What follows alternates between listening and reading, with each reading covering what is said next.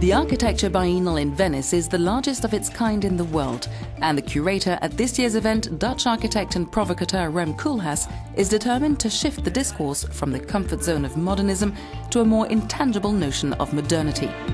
Calling it fundamentals, he's invited participants to muse on the past century in architecture. Michele Bambling is curator of the United Arab Emirates Pavilion.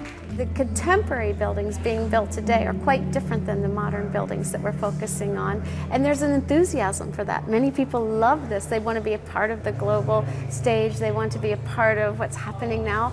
But other people, even the same people, also feel that it's important to keep the sense of the modern heritage and that tradition as well, and that they could coexist side by side.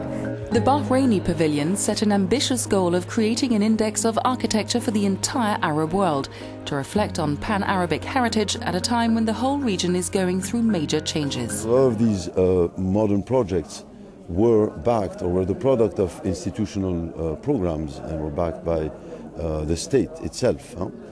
With the disappearance of the state, there's a shift of, let's say, another sort of modernity which is coming to us, which is coming to, in fact, the Gulf region.